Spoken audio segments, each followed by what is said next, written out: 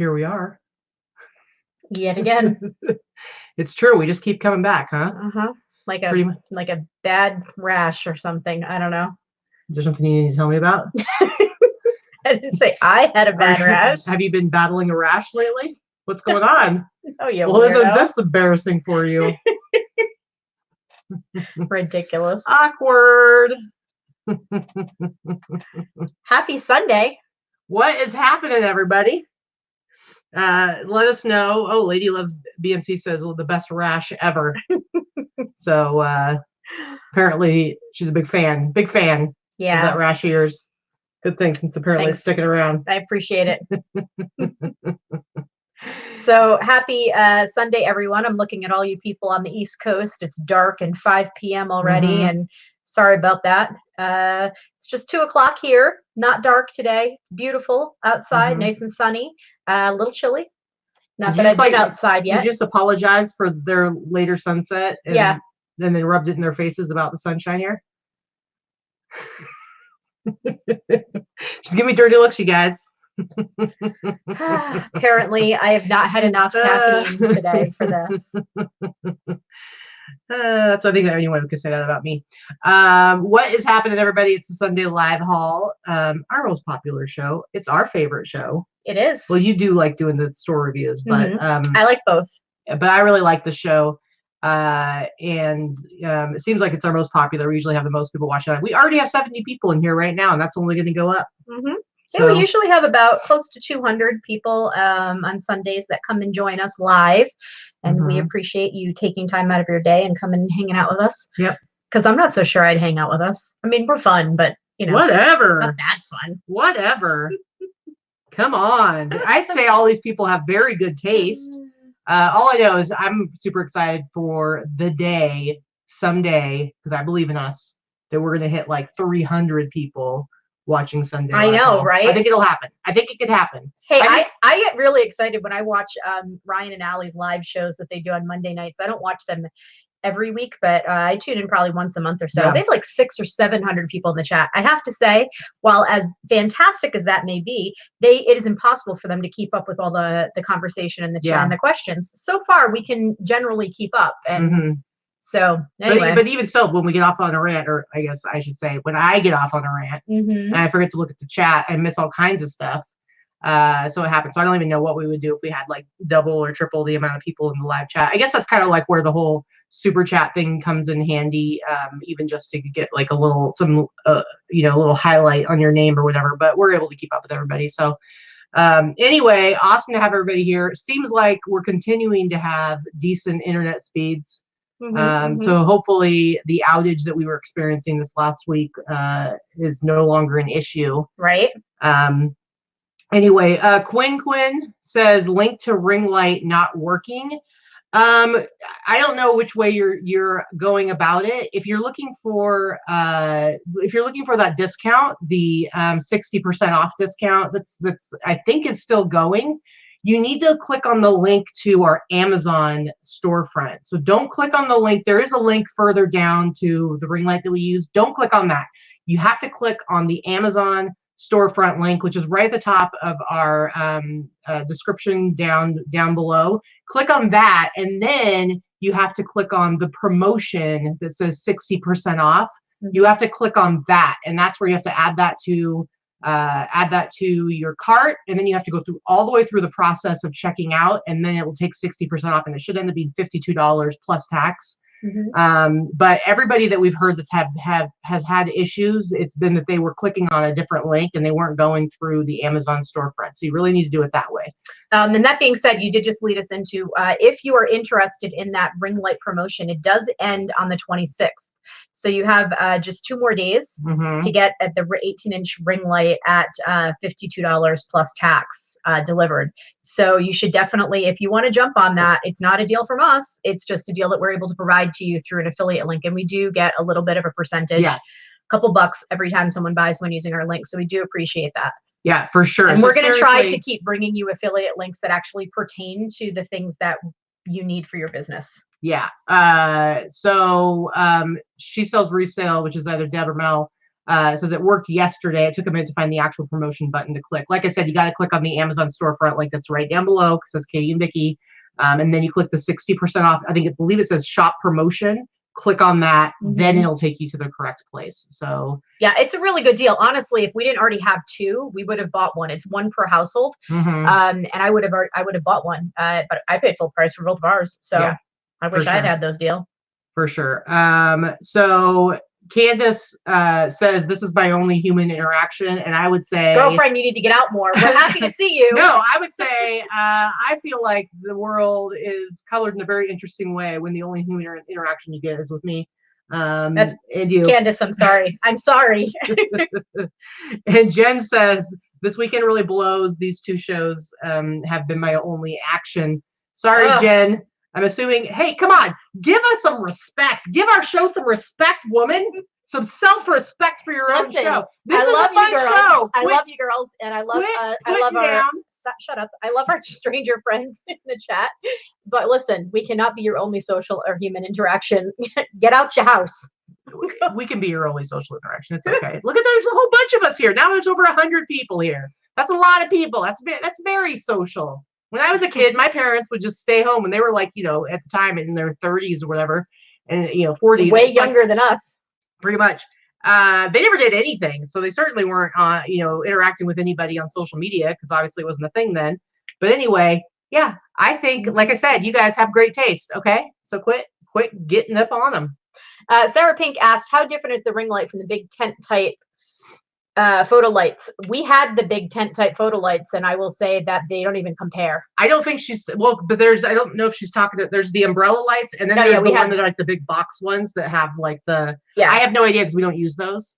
Yeah, we had the umbrella lights. So maybe people in the chat could comment on that if they've tried other kinds. But I have to say that I've been through probably 3 or 4 light setups in the 15 plus years that I've been selling online, and this is the best that I've ever had. So for sure, I really like it. Yeah, absolutely. So we've got hold on, I gotta wait till it pops up on this screen. So okay, here we go. Rory's reviews. Do we know Rory's reviews? No, we don't. $1.99 super chat. Some respect for your show. Thank you very much, Rory. Vegas here. So we don't know who you are, and you're saying you're in Vegas. What's up with that? We have a local meetup group, so you should definitely be getting in touch with us about that. Thank you for the super chat. I'll give you a little super chat. Say super chat. Yow. You like that? All right. Anyway, Rory, thank you so much. We really appreciate it. Anyway, yeah. So Lady Luck Junk says ring lights. Oh. Ring lights, well, dang it, now this moving too fast. Ring lights are mucho better. That's some mucho better. Yeah, I like that. But yeah, they do work really well. Anyway, let's jump into our show. Every Sunday we have the show, and we break it up into 3 parts. We start out with our real numbers. So I'm chopping up those 3 parts. I don't know. Chopped them up. Somebody had more caffeine than I did. I actually didn't. I've been drinking water. Anyway, so we start out with looking at our real numbers and breaking down what our gross was for the last week and all our different various costs and whatnot. Try to keep transparent with you guys so you can see how we're doing from week to week. But of course, you can always look at our stores and look at our solds there as well. Whether we each only eBay have one store. Well, I do have a second store, but there's absolutely nothing listed in it. So we're very clear and transparent about the stores. Our eBay stores, our Etsy stores, our names are the same across all platforms. So you can see for yourself what we're selling or what we're not selling. Exactly. Considering this is a sad Q4 for me. Yeah. But my week's been okay, thanks to Etsy. I'm hoping that the next 6 weeks are just going to kick ass. That's it.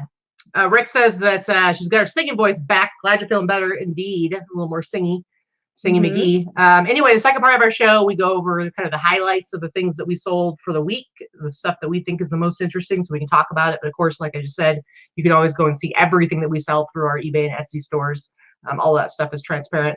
And then the last part, we go through the cool stuff that we picked up this last week while we were out sourcing, which we have kind of a good little variety because we actually did on Monday night. We went on a little Facebook marketplace adventure. I was literally upstairs about to drop my pants to put my pajamas on. And I hear her yelling up the stairs, like, don't take your pants off. And she had just found something, and she'd been talking to somebody on Facebook Marketplace. And so we went on a little a little excursion. A jaunt, if you will. Exactly. Picked up some stuff for you there. And then I was able to go back to yesterday's fits and buy some more stuff there. Unfortunately, timing wise, Vicki wasn't able to join me for that one, but I did bring back some cool stuff for her specifically.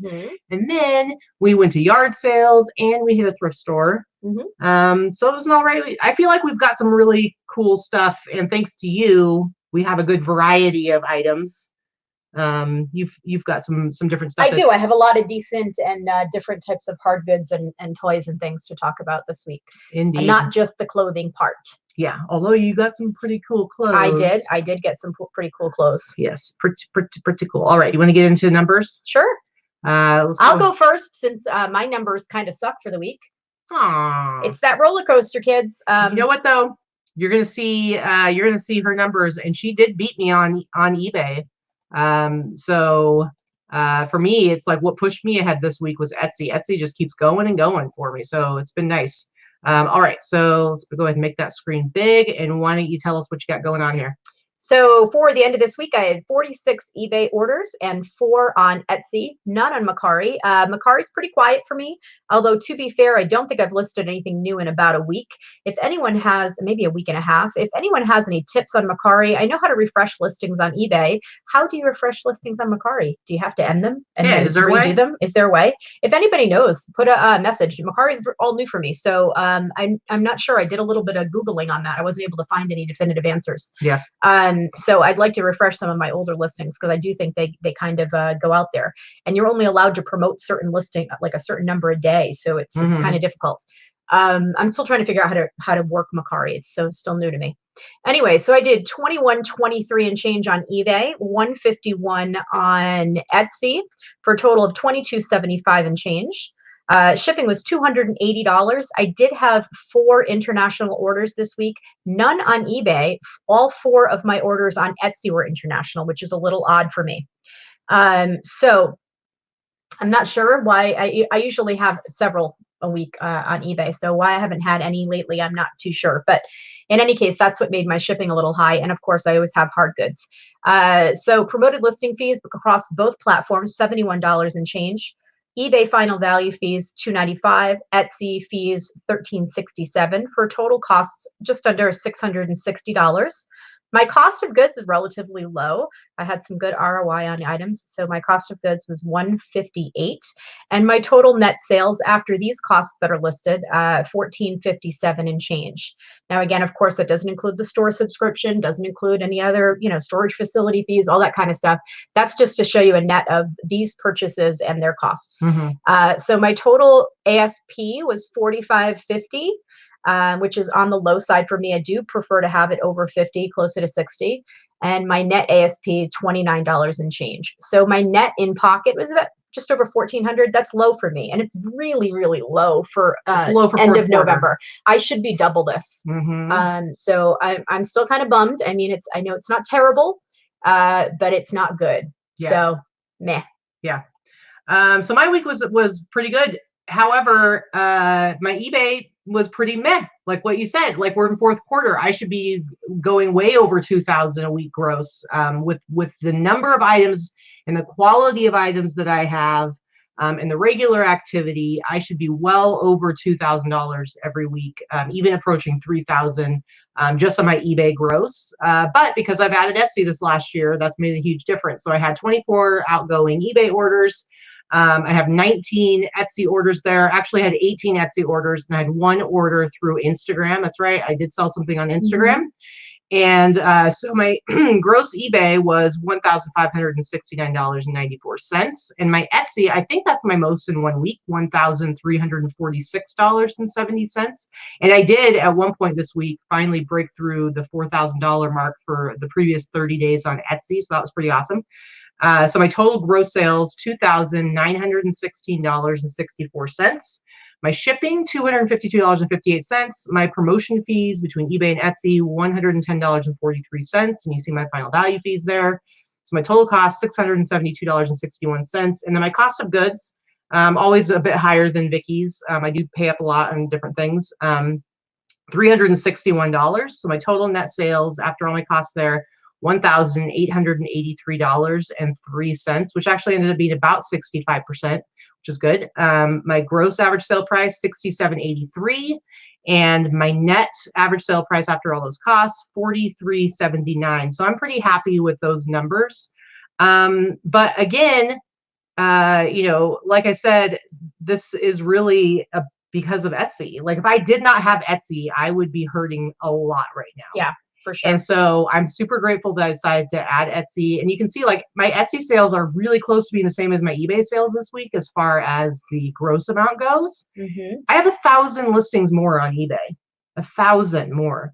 Yeah. So now when you people talk about like, oh, you know, eBay's got the biggest number of buyers, potential buyers on that marketplace. It's like I have 1,000 more listings there. It's supposed to be reaching a lot more people, and yet Etsy is far outperforming it. If I had the same number of listings on Etsy, I would be killing it, and I'd be making a lot more money on that platform.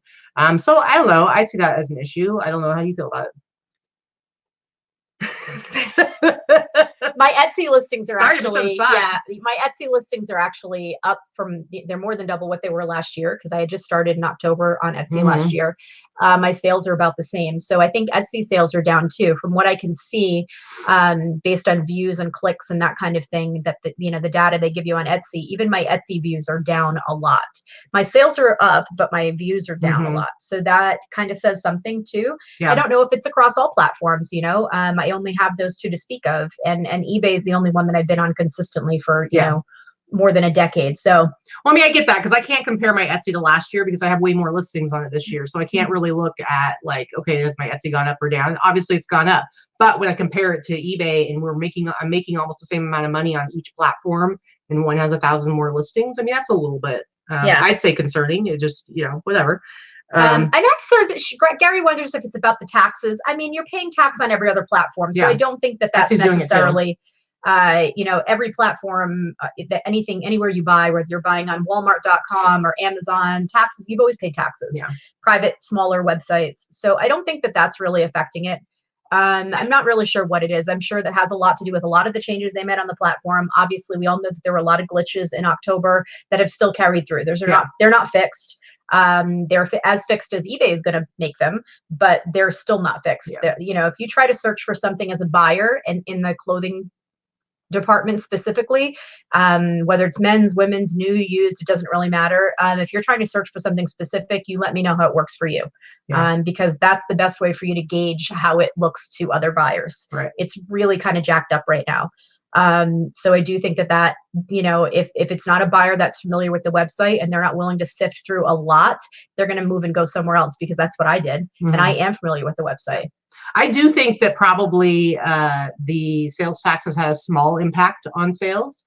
I've heard from people who are buyers saying that they're not buying, they're taking longer to decide to buy something because of the additional cost of, you know, because it can be, I've seen some people, some of them I think sell and they're getting, you know, taxed like $20. So it's a significant increase.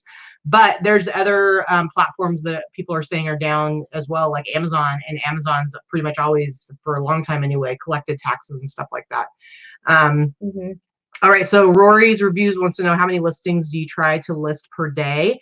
Neither one of us are power listers. I mean, if you are on a heavy listing day, just you yourself, what will you be able to bust out?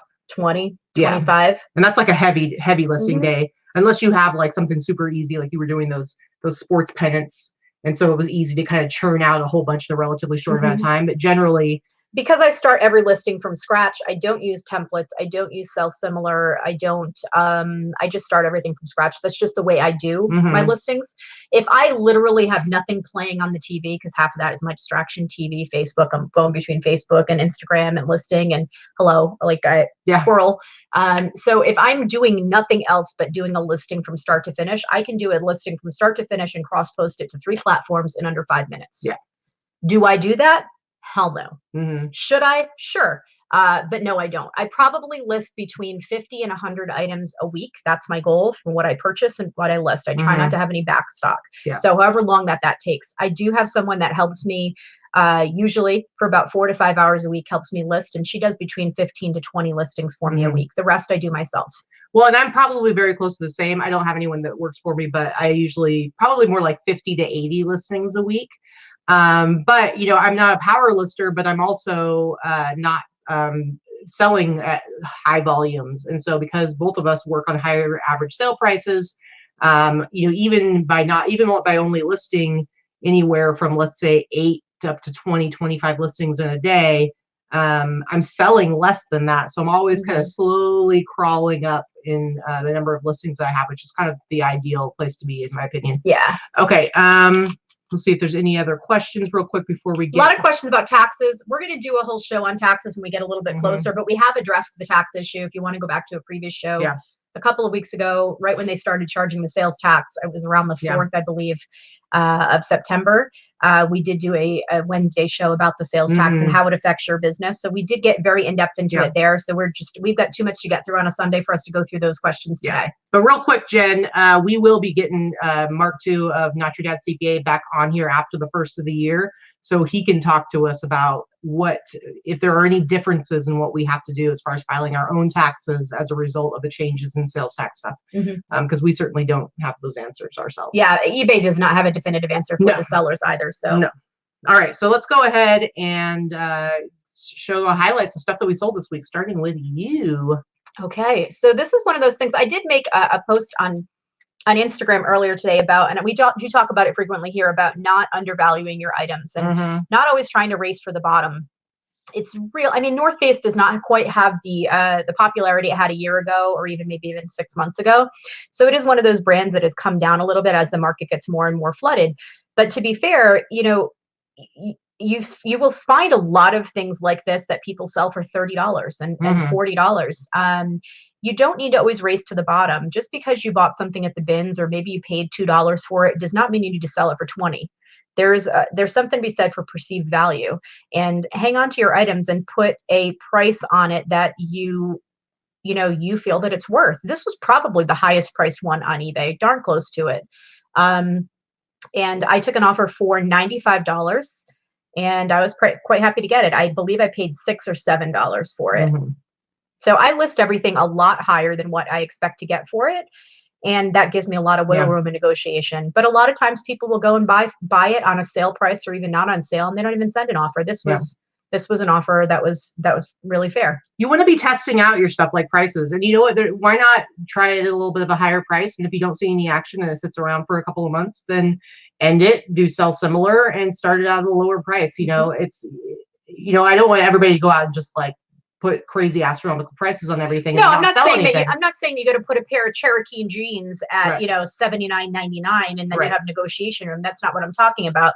But if you are the only person, or one of the only people that has that exact item in that size, in that color, in that model, you don't need to be the lowest priced. You don't need to let's look at some North Face fleece pullovers and take an average price and then go $10 less.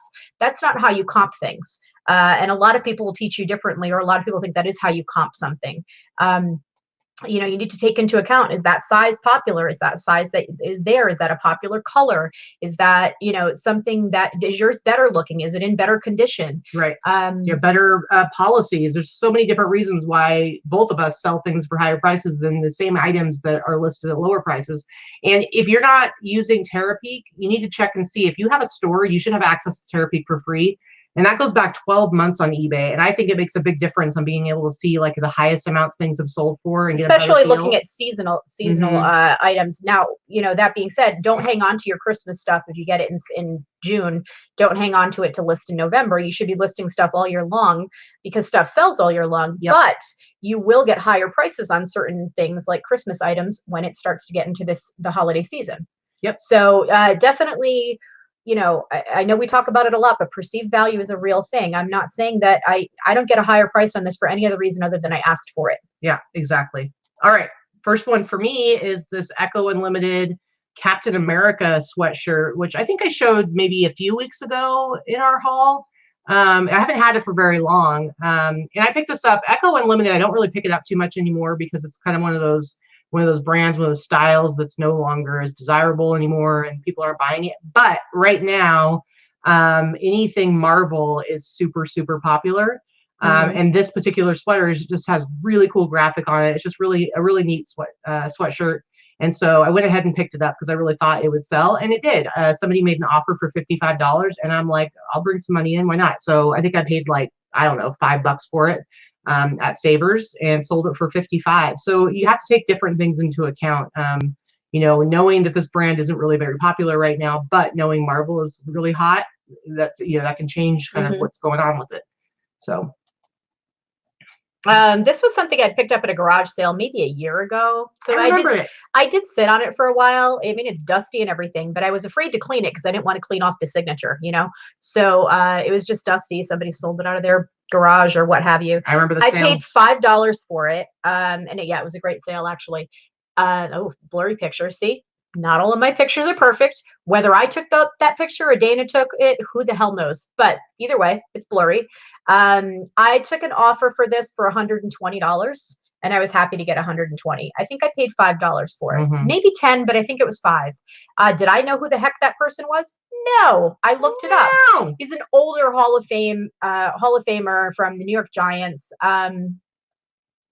And he played on the Giants and the Redskins. So it was somebody that must have been at some type of signing thing. Yeah.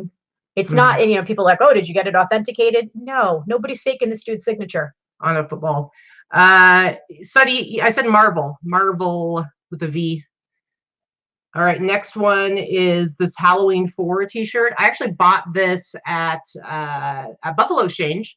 And it's not vintage. If you go look at the where it has the date, it says 1988, but it's actually from 2009. This particular T-shirt, but I just really felt like, you know, it was still worth picking up. I paid $15 for it. It was worn and faded. I took an offer for $50, and it went international. So that was, you know, so they paid the shipping. So I made even more money on it that way.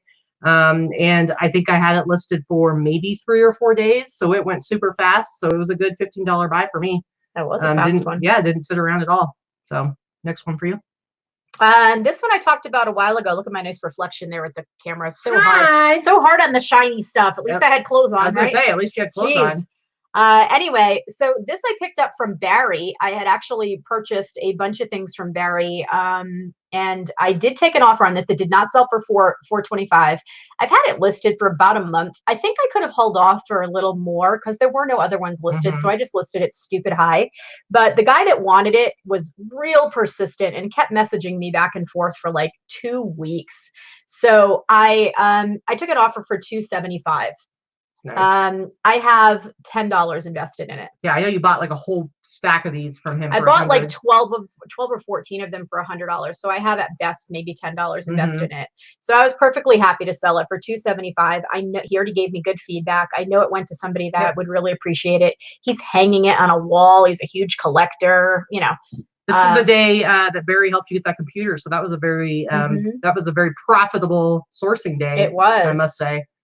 But yeah, this was like the most valuable one out of that stack that he got for you. So you made more than your money back on it. And now any of the other ones you sell for lower prices, are all going to be profit. Exactly. All right. So here is this leather motorcycle jacket. Now I've been hearing that leather has been not moving as quickly like leather, like in the streetwear, vintage streetwear community, and like leather motorcycle jackets like this. Not that like I would call a motorcycle jacket necessarily streetwear, but it is very popular within that same crowd of and that fashion and stuff like that. But I've been hearing, it's also something super popular, like little cute young teenagers are buying this kind of thing, wearing it with combat boots and putting it over a dress. Yeah. That's very much the 90s coming back. Yep. And so, but I've been hearing that leather hasn't been moving as well. And it's funny because I sold 2 motorcycle jackets this week, and this is one of them. And this one's tiny. It was a small. I mean, you can tell just by looking at it on the mani that it's a pretty small jacket. Not any. I don't even think it had a brand on it. Let me look and see. I don't even think it. No, I remember you showing it to me when you bought it, and I was like, I don't know. Yeah, so it didn't even have a brand on it. I really didn't have it for that long, maybe a month and a half. And I took an offer for $120. I think I paid maybe $15 for it because I think I got it maybe $10, $15. I got it at Savers. I wouldn't have paid like $30 for it just because it's so tiny. And because it's a no name. Right, and because it's a no name. But I went ahead and got it, and yeah, $120. I really didn't have it for all that long. All right, next one for you. This one I bought at Savers. I had it listed for less than a month. It is, it is vintage Lion King. So the original Lion King stuff sells for pretty well. It did sell for that price you see right there. No offers. It was on sale. I paid about $3 for it. The packaging was destroyed, as you can see. But the animals themselves were new. They hadn't been played with. They're still attached to the packaging, and there was nothing wrong with them. So it sold for $70. It shipped in a box for under £1. Those are smaller than you think. They're probably that whole thing is like 12 inches across. You didn't have this very long at all. No, it was listed for a couple weeks, maybe. Yeah. All right. So I've got a twofer. I've been selling quite a few t-shirts and stuff, especially on Etsy, and they've been doing really well. By the way, the flipper tools is working again, but I wrote down like what my prices were on all this stuff, so make it a little bit faster, but we can still look yours up. I only have one and I know what it was. So yeah. So anyway, I've been selling. This one's funny because I was getting like these just recently, maybe like a week ago, I got some really super lowball offers on eBay, and I was like, nah, I just think it's a really cool t-shirt. So I didn't want to sell it for super cheap. It's double-sided, kind of almost an all-over print, how it goes around the back, but just a really cool vintage t-shirt, and it sold. Was that a blurry picture? Did I see this one right here? No, up. This one? Yeah, it's a little bit blurry. Oh my God. Oh my goodness. And wow. She's a single stitch. We can get over it. Wow. Even Katy has a crappy picture once in a while. Never my main photo. Thank you very much. Jeez. Anyway, I sold this yesterday, I think, and it sold for $43.19. It's $47.99 on Etsy, but I have a 10% off sale going right now. So it sold for $43.19. So I was pretty happy about that. I swear that happens all the time, where somebody will offer me like barely anything on eBay, and then like a week later it'll sell on Etsy. And then this one is another one I sold yesterday. So I sold a bunch of t-shirts yesterday. And I sold this one also for $43.19. I like that one. This is just a really cool. I haven't had this one for very long either. Very cool. State Fair of Texas. I've been there. Oh yeah, the state fair. I went to the state fair in Nice. Dallas a couple weeks when you came to meet me. So it was like a little over 2 years ago. It's in October. By the way, guys, check out this tag, the Stedman tag. This is an 80s tag right here. I see those quite a bit. But just a super cool t-shirt, $43.19. But I've been selling a lot of t-shirts on Etsy, so it's cool. Next one for you. That's because you have a lot of t-shirts listed. You shut your mouth. I have a lot of t-shirts listed on eBay too. I just had like yesterday. I just sold like 5 t-shirts yesterday. It was nuts. All right, go ahead. Okay, so I sold this. I did take an offer for this. I sold it for $100. It was listed for 2 days. Wow. I had paid $5 for it at Savers. I don't know how they missed the brand, but usually Savers does not overprice this brand. That's, for some reason they overprice almost everything else, but I haven't quite caught on to this brand yet. This was not one of these super nice heavy knit Masuk pieces, actually. It was kind of a lightweight because it was an acrylic, it felt a little bit, I don't know, I don't like the way it felt, but in any case, the buyer bought it, loves it, and is very happy with it. Usually Masuk is a nice heavyweight, very similar to St. John knits. It's not, it's just nicely made. This one did not feel as nicely made, even though it is Masuk, but it still sold for $100. There you go. So I was pretty happy with that. Very nice, very nice. All right, I got another twofer. I've also been doing really well with college sweatshirts, well, t-shirts as well, but you get like these college sweatshirts. And this one, I think this is one that I got from the Yesterday's Fits haul last week.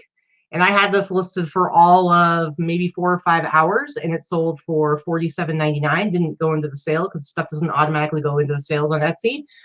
So I sold for $47.99. I think this was in the $5 pile. It might have been the $15 or $10 pile, but I think I bought it for $5. But yeah, $47.99. So I was pretty stoked about that. And then I have this sweatshirt that I picked up at Buffalo Exchange. So I probably paid like maybe $14 for it, $15 for it at Buffalo Exchange. And I'm from Oregon, so it jumped out at me. And it also jumped out at me because I'm like Wake Forest Demon Deacons. I'm not a college sports person. I'm not a sports person at all. And Wake Forest. You don't like the sportsing? I played sports all through middle school and some high school and some college, but watching sports on TV, not my thing. So I've never even heard of the Wake Forest Demon Deacons.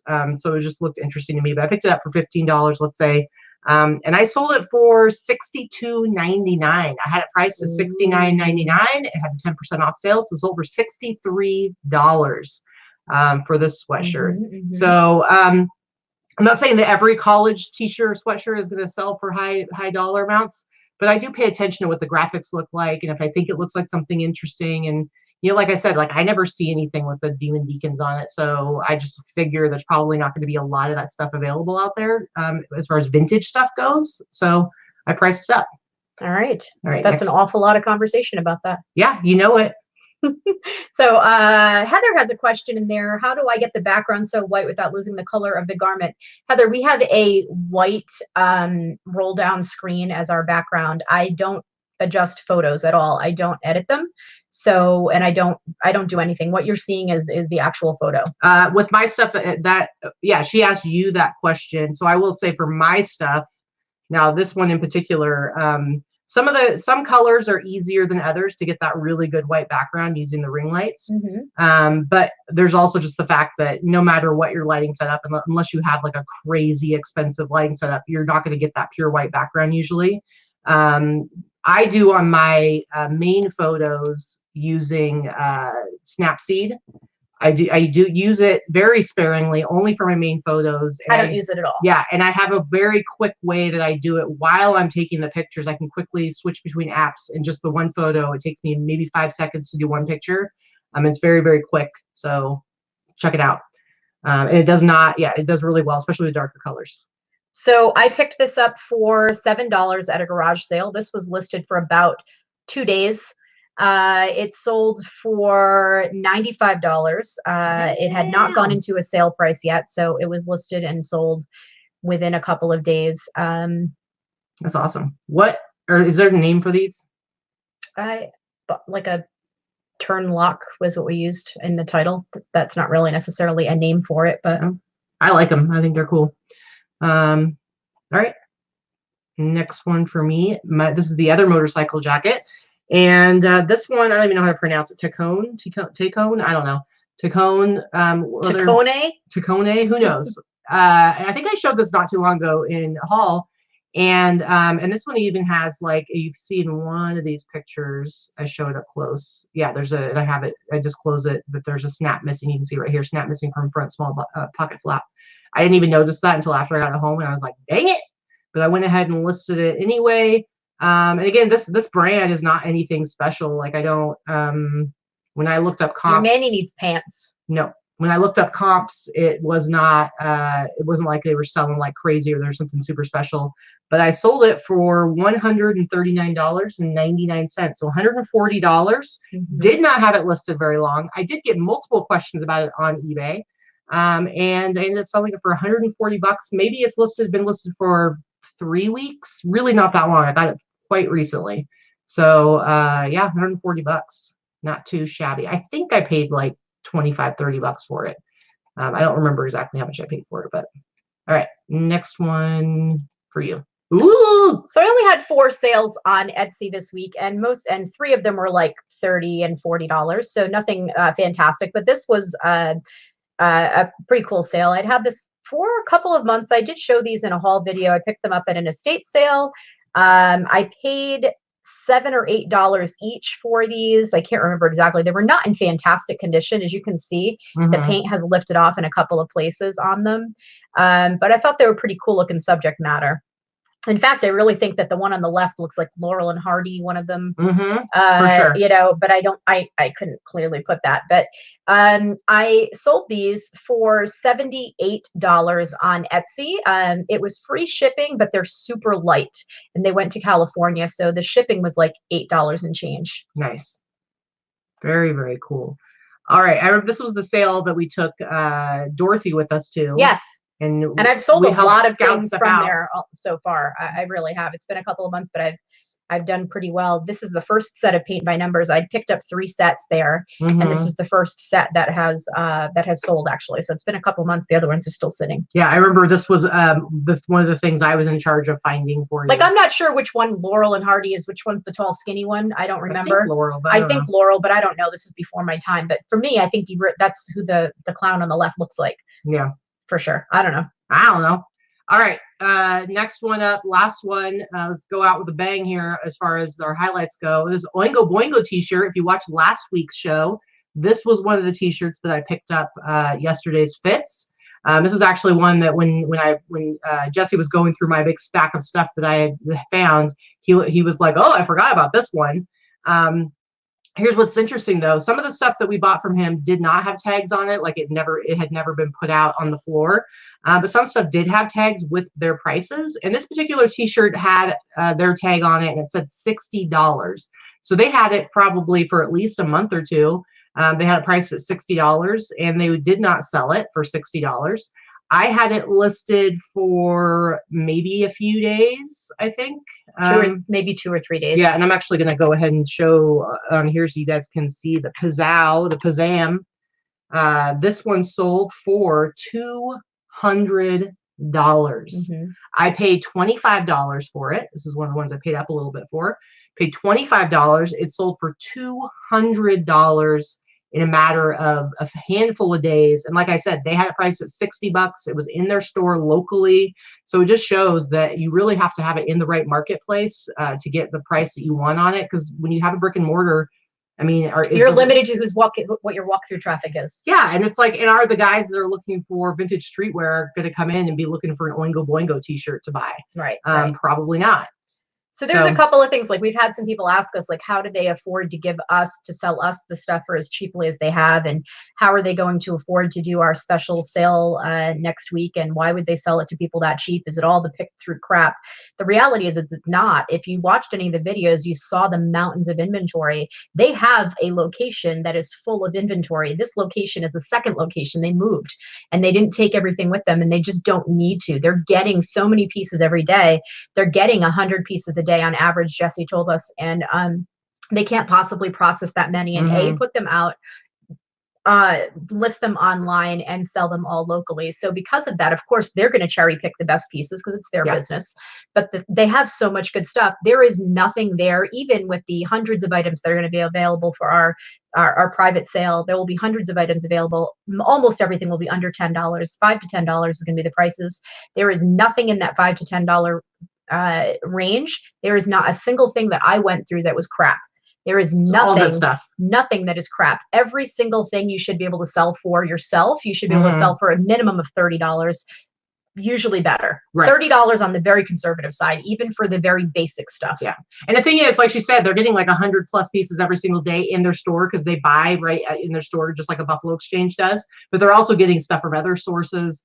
And it's not even just stuff that they picked through themselves and they cherry picked it and put in their store. No, it's stuff that they had in their store, like this Oingo Boingo t-shirt. They had it in their store, but because they have so much stuff coming in, their model is that they want to sell it as quickly as possible. You don't want to have a brick and mortar store, have somebody come back 6 months later and see the same t-shirt hanging on the rack. We can have something for a year. It's not good for their business. They need to have that stuff moving through. So if it's been sitting there for a month and a half, he's ready to pull that stuff, and then he just wants to recoup his cost, maybe with a little bit of extra money on top of that, because maybe he paid $2 or $3 for a t-shirt, and if he's selling them off at $5 a piece, then it's like at least he's getting some money back on them. But the other thing too is like like we've said, could we buy out his entire inventory? I suppose if we wanted to go into Hawk, but I don't suggest anybody go into Hawk to increase their business. You want to buy, we could find the capital, but we don't. No, nobody wants to do that. I don't necessarily suggest doing that for your business. Having an ongoing relationship where both of us can source, and it's a mutually beneficial relationship for their store and Katie and I. But also, we want to be able to share it with our friends in our group for a couple of reasons. If you watched the video and saw Katie's stack of items that she purchased for $600 and some odd, her stack was like this big compared to this much in the store. It was like 75 pieces, but it looked tiny when you looked at it on the floor compared to everything else. And the reality is, if this came to us and it was like, there's a one-time opportunity, all this stuff, you can get it dirt cheap. Then yes, maybe it would make sense to get like a capital loan or put it on some credit cards and then turn it around really quick and sell it and make some money. But the reality is that this is going to be an ongoing thing, which even after this space is cleared out, we're going to be able to continue to buy from them. And we've talked to them about, they're going to be making available stuff to us on a weekly basis. And what we don't buy, they want to start doing reseller boxes. And so we'll be talking about that more with you guys, because we want to make sure we give you a heads up when that stuff comes available. Because for those of you who are in areas where it's hard to source and hard to get items, it'd be really awesome for you guys to have a reputable, reliable source that you could buy some really affordable reseller. And it will help them, because again, like there's only so much they can sell to us. There's only so much they can sell in general. They only have the one location. Someone was asking, they only have one location in Vegas, and they're doing very well. And it's two brothers, it's two guys, very young 20s, making this work, and they're killing it. But they also do online. 65% of their business comes through their Instagram. I believe, from what I can tell by looking at their Instagram, I believe when somebody wants to buy something, they direct them to their .com website, not eBay, but their .com website, and they have them purchase it through there. But 65% of their sales come because of their Instagram, and then they, whatever comes from their store. But their store is also a lot about bringing in inventory, because people bring it to them. I am willing to bet that the store does not do anywhere near as well as the online sales do, and the store is an actual, just a venue for getting product and a great tax write-off. Well, like I said, if I were in their shoes as a business person, and I'm just guessing that's probably what the business model is, and that's okay. It works. Really cool. And also just having a face for their business. And we will not be doing the reseller boxes. Somebody else asked, are we getting a percentage for the sale? Are we getting, kickbacks on the reseller boxes? Absolutely not. What we are doing is building a relationship with Jesse and his brother, and so that we can also get inventory from them for ourselves. It's all beneficial. It's mutually beneficial relationship. And this is what you do to build really strong ties with other people, is you have to figure out how is this going to work where both sides are benefiting from it. And so we're going to do everything we can right now to show them that we are people that they want to do business with, and that we can help them, and so that they, we can build like a good trusting relationship between us, and it's good for everybody all around. Like the better they do, the better we do. Yep. And vice versa. So Leslie, we do wish you could be here too, honey. Yeah, sorry.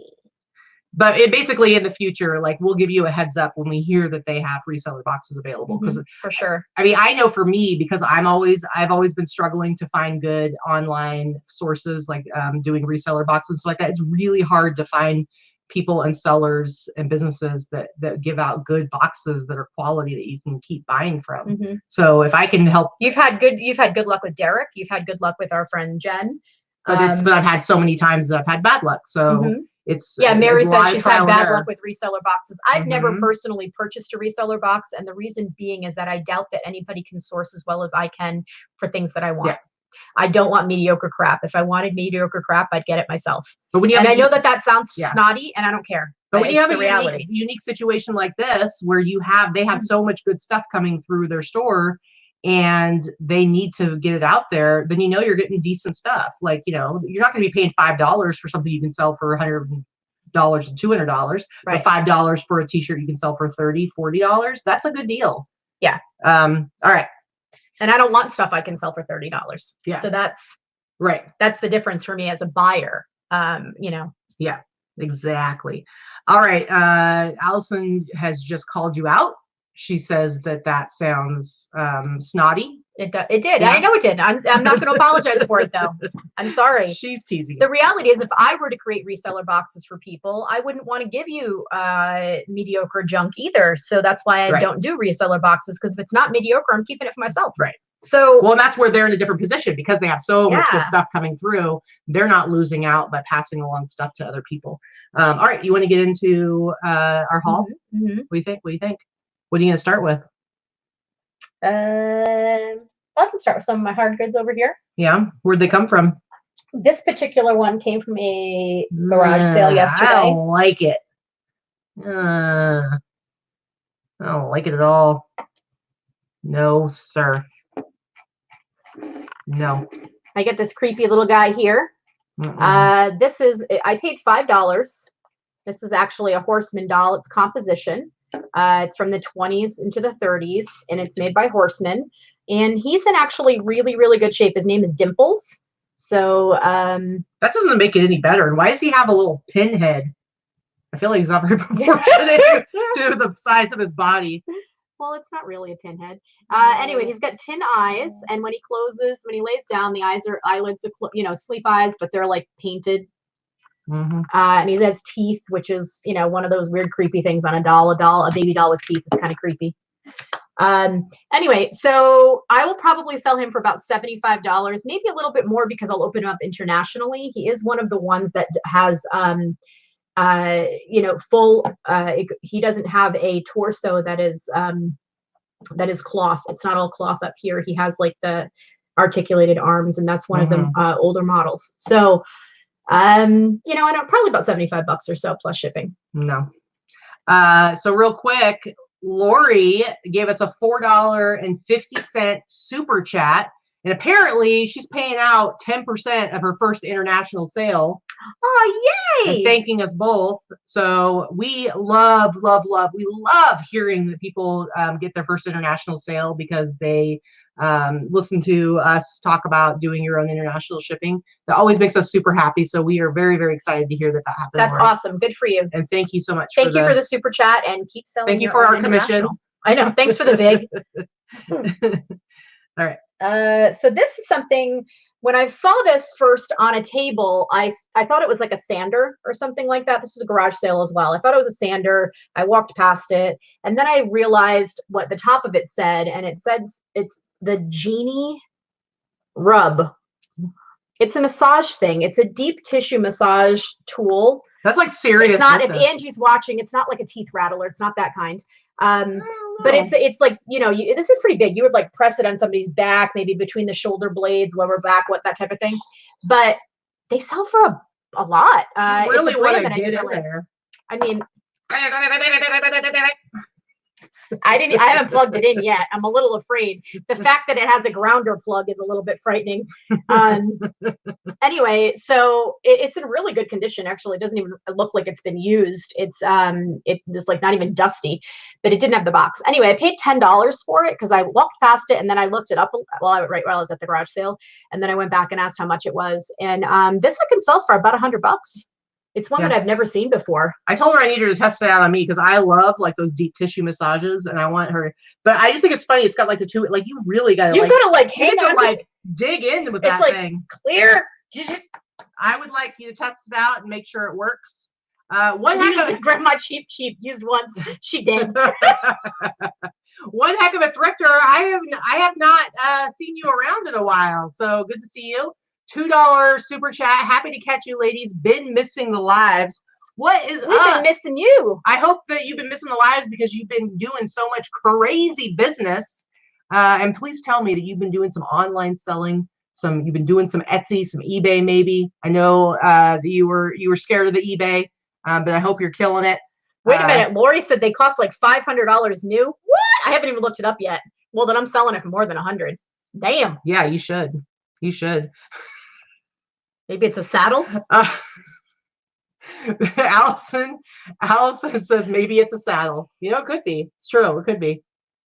You don't like that? You don't think so? I think you should put that in your keywords. Oh, look. Robin says Joe's watching. Hi, what? Joe's watching eyes. With his dreamy eyes. Hello, Joe. What's going on? Us blue eyes got to stick together. What is up? It says hello. Watching in the living room. TV stars today. Ooh. Hello. Anyway, thank you so much for the $5 super chat. So Robin, back when I had my accident and I was like bedridden for a while, she hooked me up with her login for her Voodoo account. Shutter. It's like Voodoo. Oh. Which is I thought it was Shutter. No. Shutter is a totally different thing, subscription thing. Voodoo, you like buy movies. Anyway, she owns like a ton of movies on there. So that because we both love horror movies, she wanted to hook me up. Well, let's just say I'm feeling better a year later, but every once in a while I still have to like go log in. I was feeling a little guilty. I had to tell her like, hey, I'm watching a movie on your Voodoo. So appreciate it. Anyway, Robin, we appreciate it. Or I appreciate it. Vicky, not so much. When I force her to watch movies she doesn't want to watch, but you know, that's how it goes. All right, what do you got? Happens. Okay, so other thing I picked up is this milkshake maker. So it's the chrome. It's made to look vintage. It's not vintage. It's made by Oster, not Hamilton Beach. Hamilton Beach has the vintage ones that in different colors, especially like mint green and blue and pink, that sell for a lot. This is not one of those, but I did pay $10 for it. It has the cups. It's a milkshake mixer. And this will sell for even, you know, used. It's in great condition because it still has a very retro Art Deco look to it. It'll sell for about $50. Now, so this one, you want to make sure you have clothes on when you take pictures of it. Just so you know. So no more naked photography. Yeah, not for this one. This is one of those ones where, because it's got the curve and everything, it's one where you see the picture and you can see the person's entire like living space back behind them. And yeah, it's like the fishbowl. You gotta be careful. You gotta be careful, man. I will make sure I do not. I have pants on when I take this picture. Wicked Reseller says my milkshake brings all the sales to my store. Damn right. It's better than yours. I'm enjoying all your comments. Yep. Appreciate it. Appreciate it. This is actually my favorite find of the weekend. So speaking of Art Deco and vintage, that's what this is. So this is a coffee urn from the 1930s. This is genuine 1930s. It is chrome. It's actually copper over brass or brass over copper, but it is a chrome finish. And it has, it's all Bakelite. All this plastic you see here is a Bakelite accents. And it's a coffee urn where it has, you know, like the little percolator pieces inside and everything. It's in fantastic condition. The only thing it does not have is the plug. So it's missing that plug. It's got that two-prong plug in the back. You can buy modern replacements that will work. Check it out. It's like a funhouse mirror. Hold it in front of you. But you got to look at where this is. Look at your face. There you go. All right, weirdo. Thanks for interrupting my flow. So you can purchase replacement cords on Amazon. The cords are about $30. I'm not buying the cord for it because then I paid $20 for that item. It is actually a comet design. It's made by a designer called Von Nessen, and it's a coffee urn it's a coronet. Is the style, and it's it'll probably sell for about $100 to $150. I just really like it. So I'm super excited about it. You know, like I said, the replacement cords, you can buy the modern ones. It's sketchy whether or not it's going to work or not. You won't know until it shows up. But the cords are like $30. Yeah. So I'm going to leave that to the new buyer. It's not like you need to test and see if it's working. It's a coffee percolator. It's unless the insides are smashed, it's going to be working. Yeah. Naomi says you're looking for the high end. That's your business model. I like the bread and butter $20 to $30 range. Yeah. I mean, if you watched our No Pants Friday show and we had Trish on, she got into a little bit about what her model is. And, you know, she does it completely different than us, and there's nothing wrong with that. It's just figuring out what your model is and how you know, what's going to work best for you. But we definitely go for the higher price stuff. So it just depends. All right. So that you can go now. That's my favorite find from the week, actually. Yeah. All right. I'm going to start with my favorite find for the week, and Vicki loves it. I don't know if you guys watched the sourcing video that I put up yesterday. I usually only buy clothing, but I couldn't let this go. Look, check it out. This is my my awesome Barbara Streisand art right here. I think it's pretty amazing. I bought it for Vicki as a wedding present. Oh, I just ruined the surprise. That's it. Wedding solved. Anyway, I saw this and I thought it was amazing. And I don't care what Vicki says. I think I can sell this. I'm not going to list it in my store, but I might just list it on Instagram. I think I can sell this for $100 if you ask me personally. Now, this particular artist, this is a print, I think. And this particular artist, Deborah Coburn. This is Deborah Coburn Ruin. This is dated 1981. If it's a print, it's a pastel print. It's a print that's done in pastels. The drawing is done in pastels. Yeah, I don't know. I do know. I can see it, and it's signed. It's numbered. Yeah, I know. So that means it's probably like a print, right? I think it's. I don't know. We'll see. Anyway, everything. When we looked it up, everything that was listed as a print. So I mean, maybe I have an original. and that means I can sell it for $1 bazillion. Oh, But there aren't like a lot of comps. The ones that are listed, most of them are listed on the higher end, like $100, $150. When I went and looked at solds, there's some, I had to look at Worth Point for solds, and there were none of Babs. There were several of John Wayne. There were a couple of items that were sold for like $180 by her. But again, no Babs. I'm telling you guys, Vicki doesn't understand what she's missing out on. I'm gonna mount this on the ceiling of our bedroom. It's disgusting. To do. It's absolutely freaking atrocious. Mary, I'm with you. I like Barbara Streisand. I mean, I don't think anybody doesn't like Barbara Streisand, but that's freaking you leave Babs alone, okay? Heinous. It's amazing. Yeah, Meryl says sell it on a Streisand fan page. Probably someone will buy it. I'm sure. It's amazing. God awful. Maybe I'll list it locally. I'm sure there's somebody. It is god awful. Anyway, all right, let's get into the clothes. Pretty much everything that I got this week was from yesterday's fits. I didn't even go sourcing like on a regular sourcing day like I usually do. Honestly, right now, this is all I need for now. So singing. I can get down with it. Anyway, honestly, like right now, Mary says, Katie, stick to clothing. Thank you, Mary. Never. She literally bought it because it was annoying me. No, I would have bought it. No, I would have bought it anyway. I love Babs. I think it's amazing. I got it for $5. So there. Anyway, pretty much I only did the yesterday's fits because there was so much stuff there. I ended up spending like over, I brought home stuff for you. So I don't remember how much you spent, like 65 or something like that. 65. So total I spent was 635 minus the 65. Which is more than I normally would spend in a week on sourcing, but there's too much good stuff there to pass anything up. And so I didn't need to go anywhere else. But here's something that I actually had seen last week and I forgot to add it to my pile. So I got it this week. This is a sweater. I actually got two of them. This one's the extra large. I also got a medium. That's special. I think it's amazing. It's vintage. I mean, this is the 80s, I think. I mean, look at that tag. Apparently, these are our sweaters for Christmas, is what you're saying? No. Neither one of us is fitting in the medium, so no. I'm assuming this tag, I've never seen this particular brand, but this looks very 80s to me. What do you think? Yeah, it looks 80s. It looks 80s to me. Okay. It's just a ridiculous sweater. El Cortez, which is a hotel and casino here in Vegas. I love that it's got the football player on it, the baseball player. It's got the racetrack all going on. I just think it's a really cool sweater. And then down one sleeve, it does say, I think it just says Las Vegas down the sleeve. But it's just, I think it's a cool sweater. I don't know what the resale value is going to be on it. I'll probably try to sell it for like $70 or something like that. But I mean, I don't know who's buying casino sweaters. We'll see. I mean, it's just kind of one of those things. Like, I have no idea. I think it's cool, but am I going to be able to sell it? We'll see. I think it's really cool. So I'll probably, Jen, I'll probably start with like 100 or something, but who knows? And then I got a sweatshirt here, and then pretty much everything else I have is t-shirts because I got so many amazing t-shirts.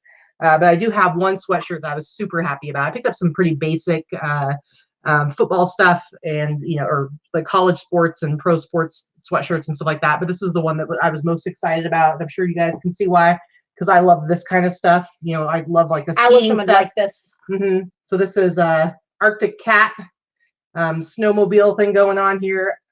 I love, anything skiing, anything like this. This is kind of like my jam. So when I saw this, it called to me from across the room. But I think it's fantastic. It has the tag cut off, but you can tell it's vintage, so it doesn't really matter. This is not a current sweatshirt. Also, I'll just say it's 90s, we'll say. But pretty magical. And let me go do a couple of t-shirts before I send it back on over to you. Now, last week, I think I had shown a couple of Ocean Pacific t-shirts. Found some more Ocean Pacific, guys. Last week, my favorite one was the skateboarding one. It was an 80s t-shirt. This is another 80s t-shirt, and it says Classic Days, and it's a surfing t-shirt.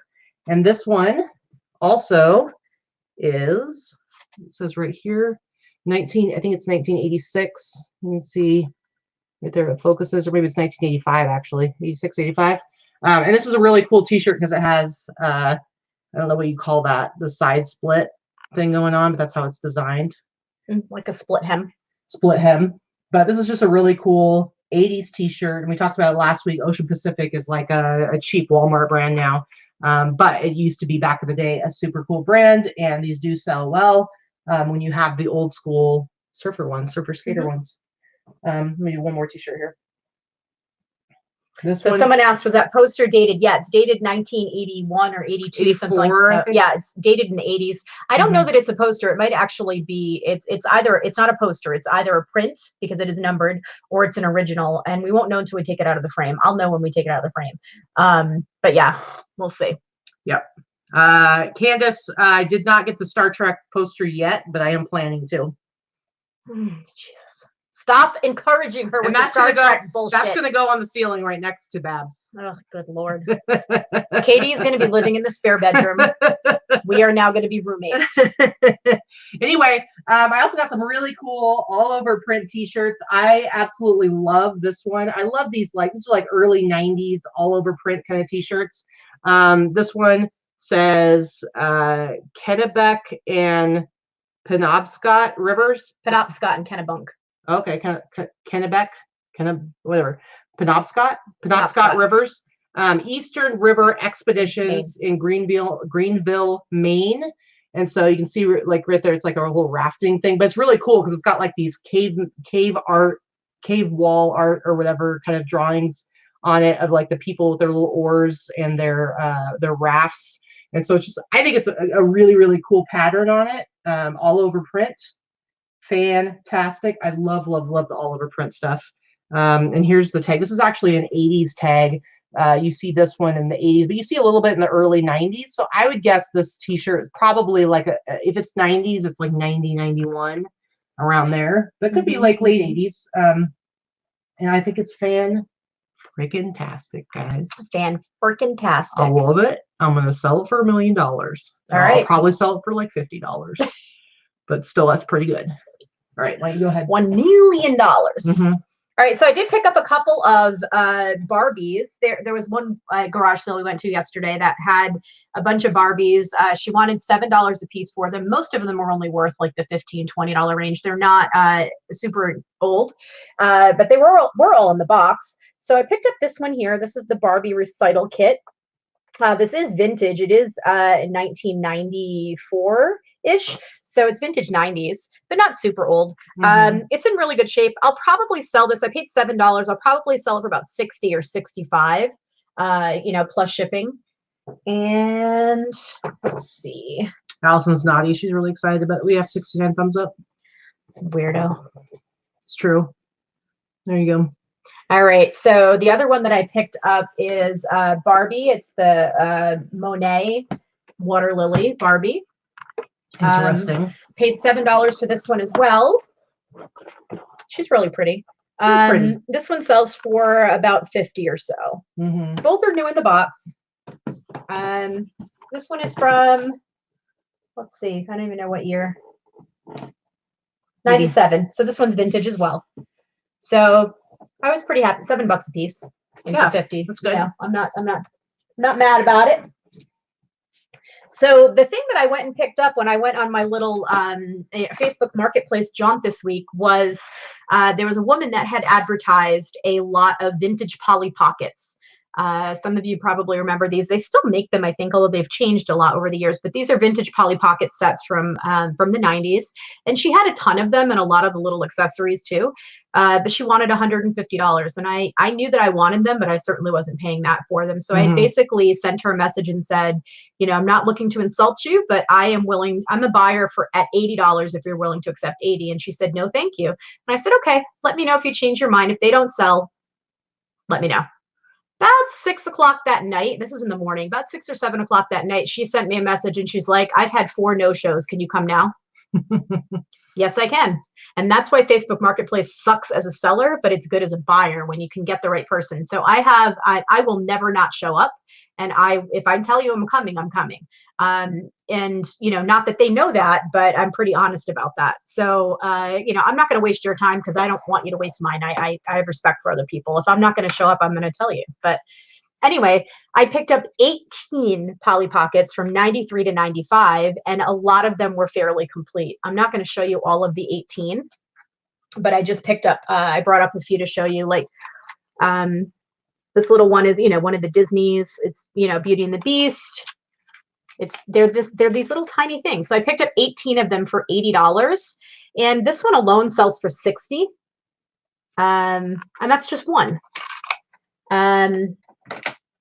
This is another one. So when you're looking for Polly Pockets, first of all, they come with a bazillion little pieces, but there is a fantastic Polly Pocket identification website that tells you exactly what the year is, what it's called, what it's supposed to have with it, and what the little figures are called, down to what the names of the little figures are that are in there that are like Polly's little friends, what color their outfits should be to go in the complete set, all that. It's really, it's very, very descriptive. So this is another one of the good ones. It looks like a little storybook, and it's this pink and purple storybook. This one sells for about $70 to $75, and it's just like this little, inside it's like this little underground, under the sea type of thing. It's called Sparkling Mermaid something or other, and it's got all these little teeny tiny Polly Pocket mermaids, and you know, they're this big. It's so easy. Like, so my daughter was born in '93, and I had a lot of these things for her when she was younger. And I don't know what the heck I did with them. I certainly didn't sell them online, but they're gone. But they're the hardest things to keep the pieces to, because these things are so stupid tiny. Yeah, Mary says it's hard on the eyes to research them. Yes. But there's a great website. I'm telling you, if you've sold these before, I hope you found the website, because the website is very, very informative and very descriptive. So this one is this is a Polly Pocket ballerina.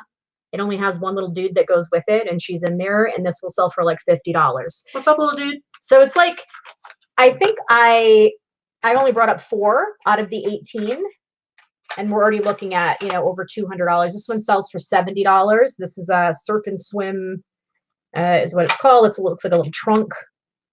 It has all the things that go in it.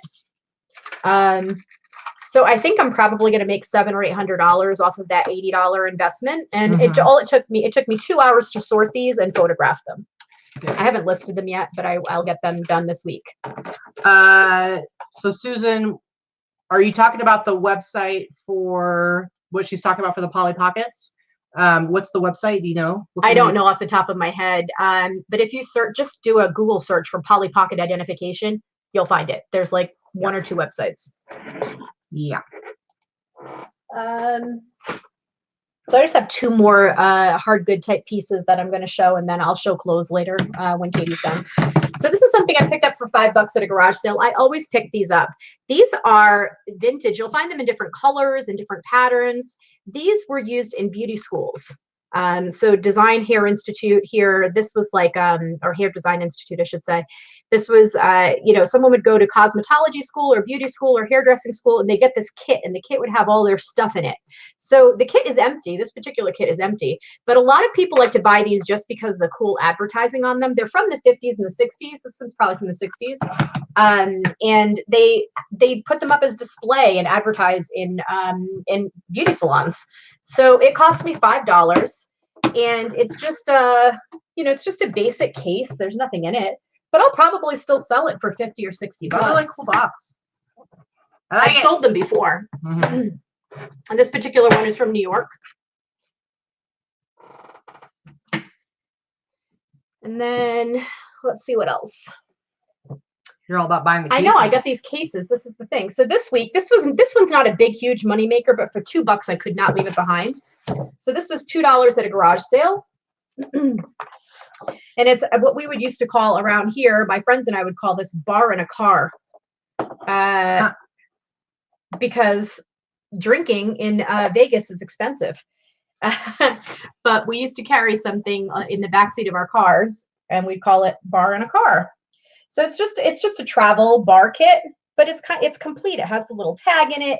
It has the little whiskey sour mixes that come with it. That's awesome. It even has some extra little plastic glasses in here. These are from what would they say on them? Oh, I'm just looking at them right now. From the Sundowner in Reno, Nevada, which is probably a closed casino. I was gonna say, is that even an open casino? So anyway, and they're these little plastic glasses. So I paid $2. They don't sell for a ton, but probably $30, $40. I think they're cool. that's it. That was the extent of my hard goods this week. I think it was a pretty good variety. Yeah, you got a lot of cool stuff. You didn't get like tons this week. I know you struggled a little bit with like getting enough sourced, like yesterday going to sales and stuff like that. But you got a really cool variety of things, I think. Oh, Mel and Deb said, "Oh, good, a case to put dimples in." Rude. All right, so I'll go through some more T-shirts here. That's all I got left, guys. Sorry, but man, I got some cool stuff. I do have some clothes. So if you get bored with the T-shirts, I do have some other stuff that's not T-shirts after her. So don't tune out yet. Yeah, and you can see the cool items that well, she picked up some stuff like at Savers and at garage sales, but you also get to see the stuff that I scouted out for her at yesterday's fits, and she couldn't go with me this week. And I think I did a pretty good job. She seemed to be you did. There was nothing that I picked up for. She had I had to make sure I was picking stuff that she was willing to pay for. So it was kind of, I wasn't entirely sure how happy she was going to be with my choices, but she ended up liking everything that I got specifically for her. All right, so this T-shirt I think is fantabulous. It says Colorado River, and it's got like the guy water skiing, the little ski boat there, but then it also has the guy on the sketchy. That's what I just said. The sketchy. The jet ski. I think this is just a fantastic T-shirt. I love stuff like this. I'm guessing that stuff like this probably doesn't sell as well in the Yesterday's Fits store. But you know what? I love it, so I'm happy to have it come my way. Fantastic. That kind of T-shirt I'll price for $47.99. So and when I price stuff for $47.99, it ends up with my sales on eBay, it ends up being $48.99 because I priced it at $69.99. It goes down to $48.99, 30% off. And then on Etsy, I have it priced at $47.99. I do 10% off sales there, so it ends up being around $43. Are you listening to the maths? She's doing the maths. I am, because I'm trying to give some people like a little idea into how I price things.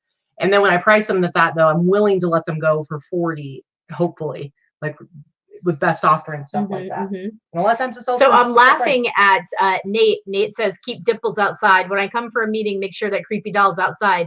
Listen, Nate, I'm going to put the doll in your spot on the couch. Nate, she is horrible. Tuesday is our meetup. It's the last meetup that we're going to have here at our house because we have found an outside location. We've actually outgrown the house. So the next meeting we have in December, which will be our holiday swap meeting, our thrifty Christmas meeting. It'll be a fun time. It's his last time that he gets to have a special spot on the couch, and you're going to soil it for him. You're going to sully his spot. Maybe soil's not the best word to say, but you are going to ruin that spot for him. What am I, Poppy with the couch on Seinfeld? I'm not soiling the spot. You're soiling it with a creepy doll. So rude, so rude. All right, so yeah, Danica says, okay, Rain Woman, with your the maths. Whatever. Okay, so this next one, I like these kind of cool. They're like, I just call them like T-shirt jerseys because they're not like an actual jersey, but they're made to kind of look like a jersey. This one I really like a lot because it's got the buffalo on it, and it's a Colorado buffalo. And I just think that's a really cool design, and it's in fantastic condition. It says National Champions. I don't know what year. Does it say the year? The date on it says 1990, so I'll have to look up. That's like the copyright date on it. So but whatever year they were the champions. But I think this is actually a really cool design on this particular shirt. But I'll look it up. But I should definitely be able to sell it for around $50. Speaking of buffalo and all over print that I love dearly, here's another one. This one is amazing. And it's got like a whole Southwestern theme going on. It's got bears on it. It's got buffalo. It's got wolves. And it's got that whole, the Southwestern design all over print. I just think this is a really cool T-shirt. And again, I'll probably sell this one for like $50, $60. We'll see. Maybe I'll price it even higher, but I'll put it at my $69.99 price point when we do the math on that. No, please don't. But fantastic is your word of the day. Fantastic. That's Sandy, right. You are right. You are correct, Sandy. And I'm sorry that I just find so much fantastic stuff that's the word I have to use again and again. I think this is going to be a little blast from the past for some of you guys. Did any of you watch the American Gladiators back in the day? Yeah, did you? The early show. Yeah, I liked it.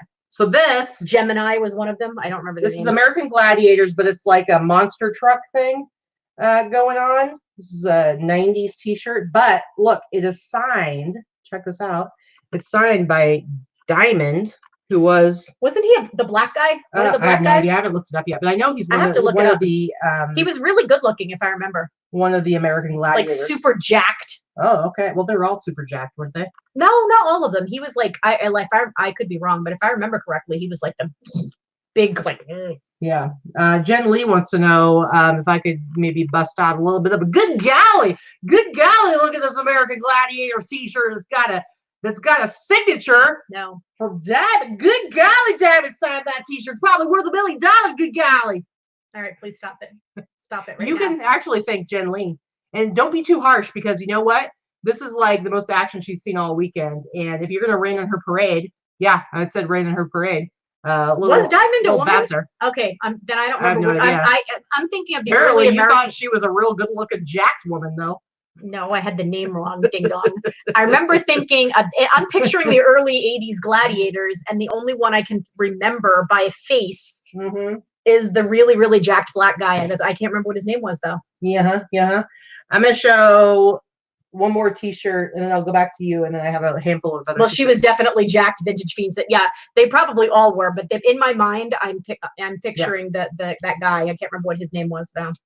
So this t-shirt is especially faded. It's got like a serious, I don't know if it was like folded up and it was sitting out in the sun, because it's got that weird, like. Actually, if you look at it, it's faded. It's faded in the shape of like fire, like up here. It's weird.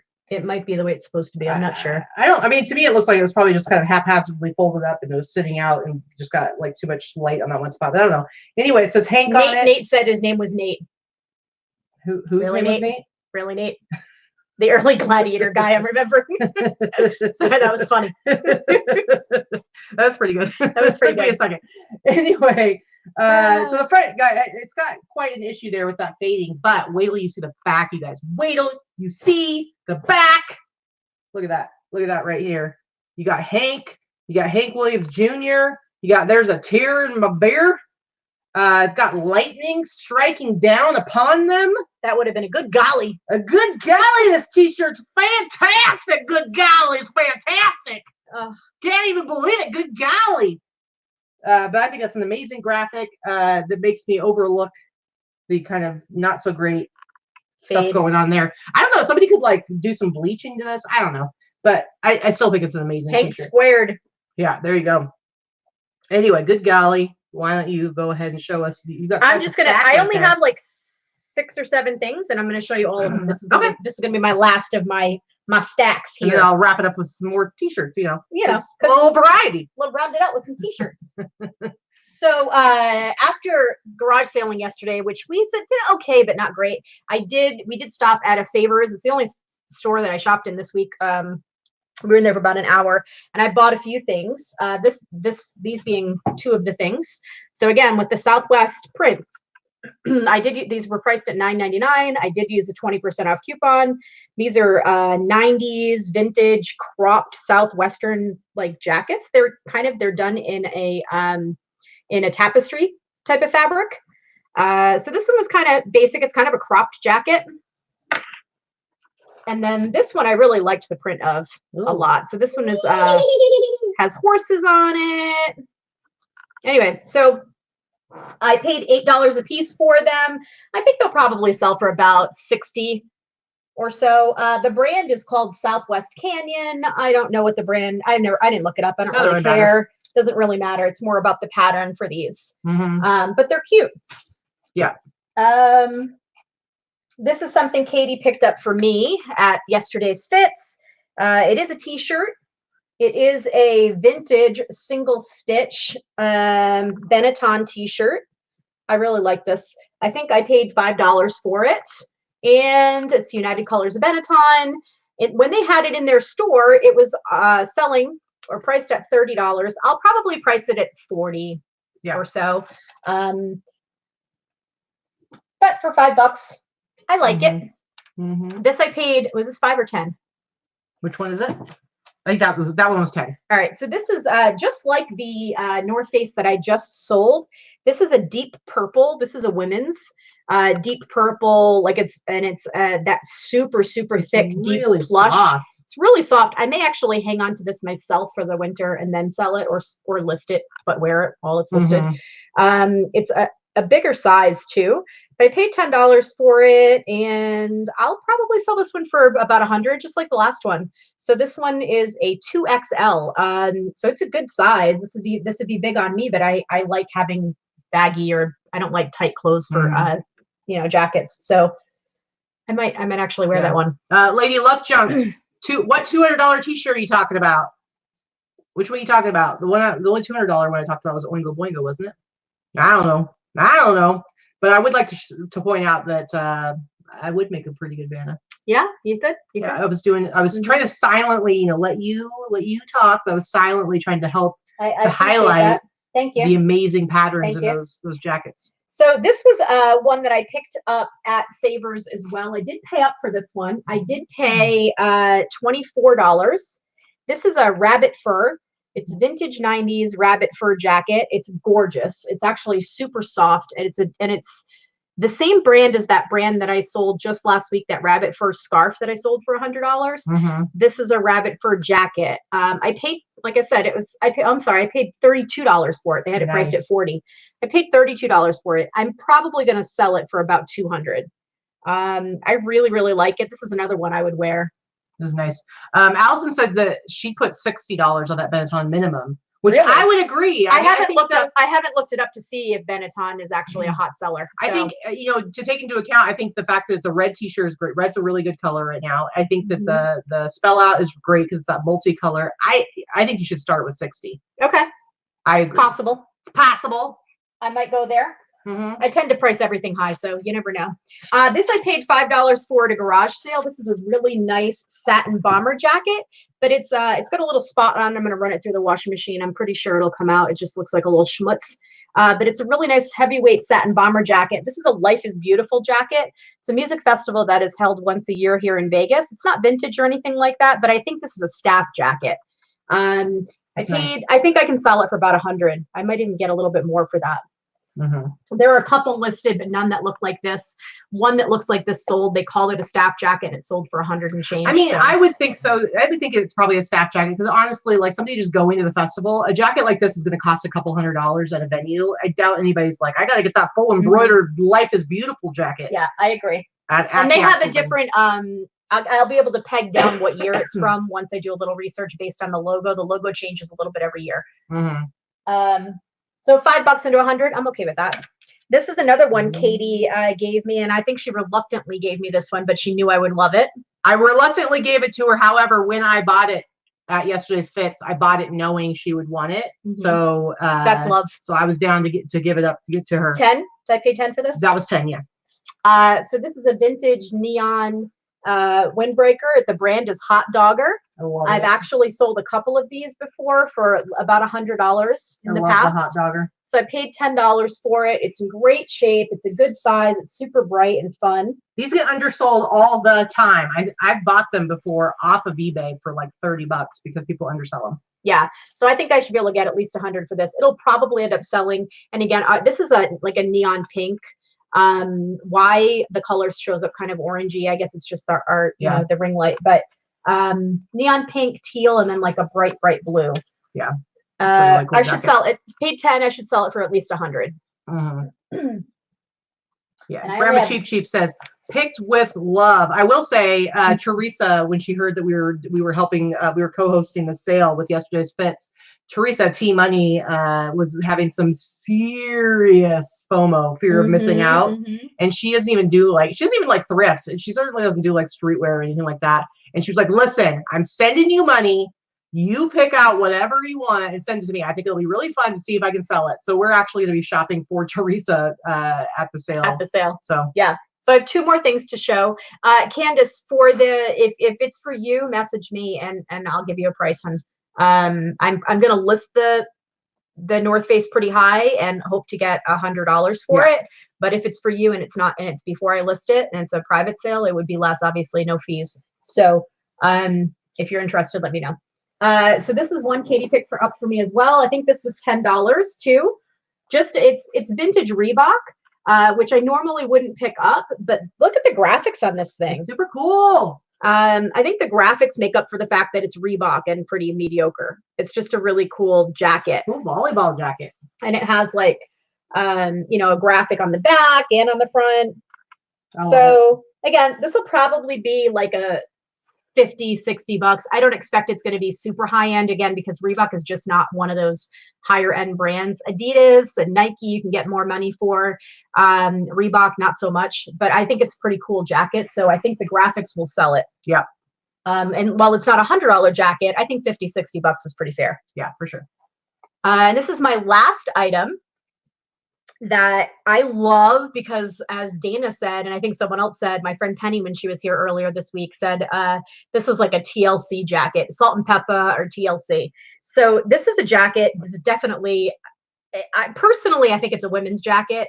I really don't know. I guess it could go either way, but it's leather and suede. It's a bomber jacket.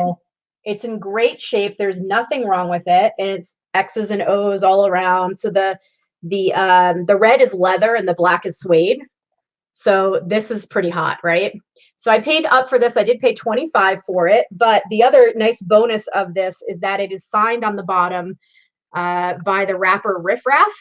I don't know if anybody knows who Riff Raff is. If you don't know who he is, you should look him up. He's got a huge, huge following. He does, but he is ridiculous. But he's got like, I think, over 1 million followers on Instagram. He's got a huge, huge following on Instagram. He's very into vintage streetwear, and that's his whole look, is this whole streetwear, loud, crazy stuff. But like 80s streetwear, like he's got like a mullet, and he's ridiculous. Yeah, see, one heck of a thrifter, 200 plus on that jacket. I agree with you, hon. That is very much, to me, that's like a salt and pepper jacket. Like, I can picture one of those girls wearing it, or TLC or something like that.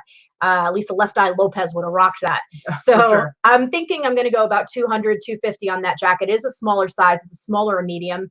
But signed by Riff Raff, I'm not sure if that's going to add or detract from the value. He had a relationship with Jesse and his brother, and was doing some signings in person. Yeah. So it's definitely an authentic signature, and it was obtained firsthand by the people who bought it from. In Vegas. I believe he does live here in Vegas. Yeah. And I know now he's like got a partnership with Gecko Hawaii. So it's kind of funny when you go look at his Instagram now, he's got like tons of pictures of him wearing Gecko Hawaii stuff. He has like him next to like a Lamborghini that's like wrapped in the Gecko Hawaii print. It's ridiculous. Yeah, it's going to photograph really well. I agree.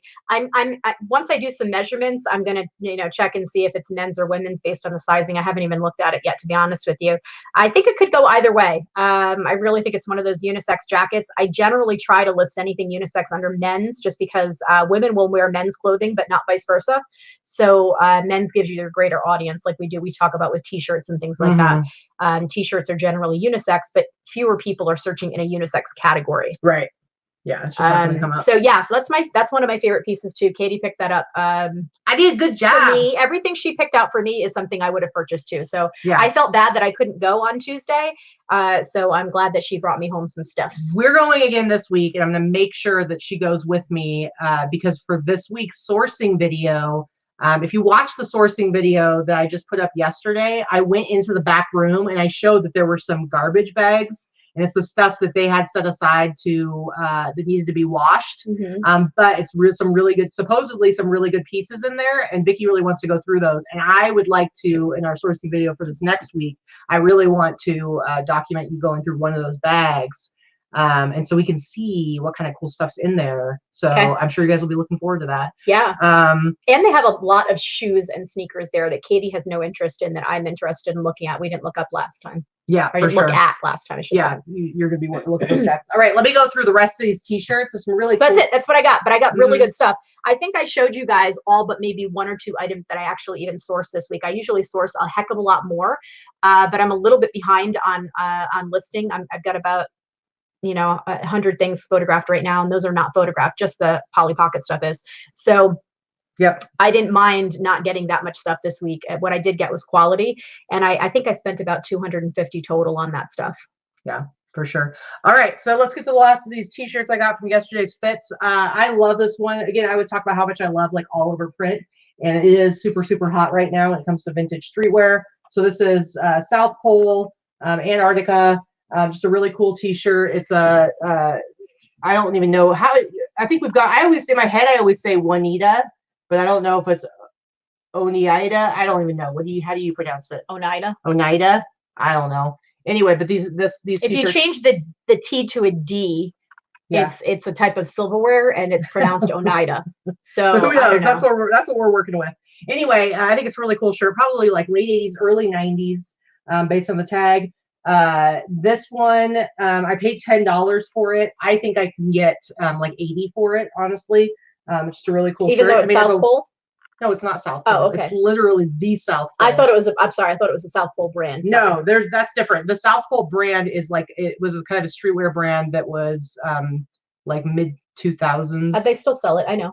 No, I'm talking to them, but that's what you were thinking. That's what I'm saying. You were thinking it was. I thought it was. They still sell it. It said JCPenney. Yeah, but it was popular. Like it's kind of like NYC. It's lived its day, and it's not unless it's a fantastic item. It's not worth selling. Yeah, it's not worth selling. No, this is like the actual South Roca Pole, wear, NYC, that kind of Antarctica, stuff. super cool. Yeah. And then this one's even better. All over print. Sissy Vintage Fiend said South Pole would be a jerky sale. Yes, if it was South Pole brand. That was why I was questioning her price too, but it's not. No, we're talking South Pole. This one is South Pole Station. Now this one I think I can get like at least 100 for. This one's really cool. South Pole Station, Antarctica. It's got all the different flags there. This is an all over print. So the South Pole Station, it's a scientific research station, so it's more like for the sciencey nerds and stuff like that. But we love the sciencey nerds. Yeah, for sure. You're a sciencey nerd. Exactly. But this I think is just a really cool T-shirt, and I think if I can find the right buyer, I think I can get $100 for it. It's just a really cool shirt. This is a Fruit of the Loom.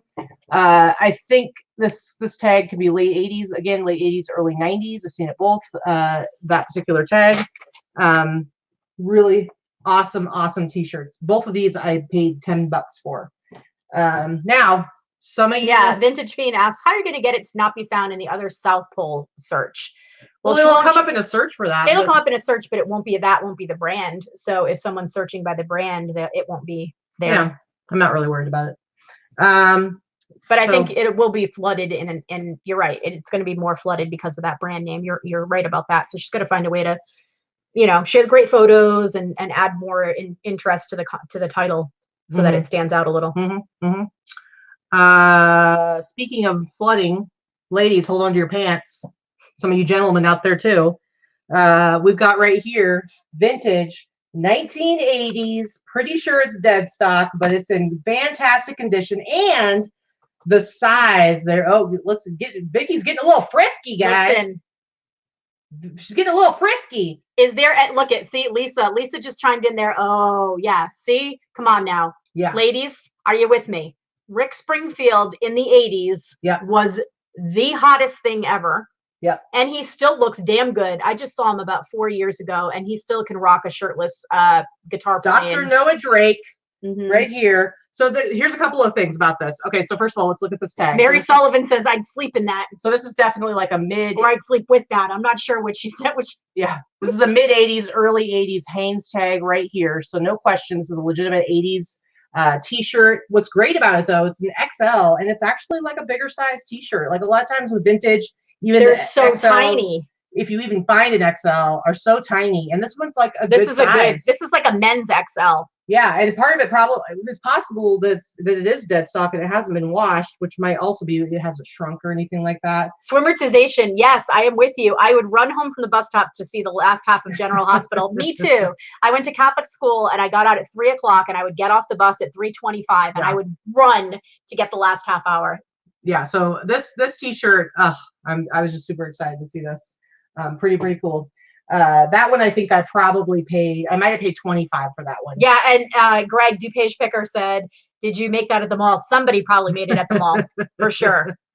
I sold a vintage iron-on shirt that was a similar era that had Farrah Fawcett on it. It was the original Farrah Fawcett in the red bathing suit. That was the popular poster, and that was a vintage iron-on, and I sold it for about $100 to Spain. I think you can get more. I remember going in the early 90s, to like one of those T-shirt shops. I think we were like going clothes shopping from 5th grade. And I remember I got Bart Simpson t-shirt and a Ren and Stimpy t-shirt. And I was like so excited to go to school. It was like for the first day of school. Yeah, I had an Iron Maiden one and a Poison one and a Motley Crue one. We used to get all the iron-ons. Every Friday, that was the thing. You would have the goal to have enough money to go to the mall on a Friday, go to where I'm from, Newport Creamery, sit at the mall and have French fries and ice cream with your friends, and then go and get a t-shirt made. If you had it was like probably $20 what it would cost you to do that. If you had $20 in the early to mid 80s to do that, you were balling. I got to do it like once a month with babysitting money. I didn't have it once a week. See, I got the Ren and Stimpy horse, the one that says, "No, sir, I don't like it." That was on my t-shirt. And then I had a Bart Simpson one. I think it was like Eat My Shorts or something like that. Anyway, next one I have here, this is also dead stock. I actually have 2 of these, but they had even more. I may or may not pick up more of them, depending on how these do. But this is from 1987, it actually says. If you look really close at the copyright date on it right there. So it's 1987, and I was saying earlier about that Stedman tag. There's that Stedman tag again, 80s tag. It's a cool graphic, but if you look closely, what it says is AIDS, it's deadly serious. So this artwork, this t-shirt, it was, came out like right during that time of like the AIDS epidemic. It was still a very, very scary thing. And it's just like this really kind of pretty disturbing artwork on this. But I think this is just a really interesting piece of history. And I know this is one of the things I was talking to Jesse about from yesterday's Fits. He and his brother have the store. His brother's more into like the hype pieces, like the current streetwear stuff, like Supreme and Bape and all that kind of stuff. And some of that stuff that goes for like ridiculous amounts of money.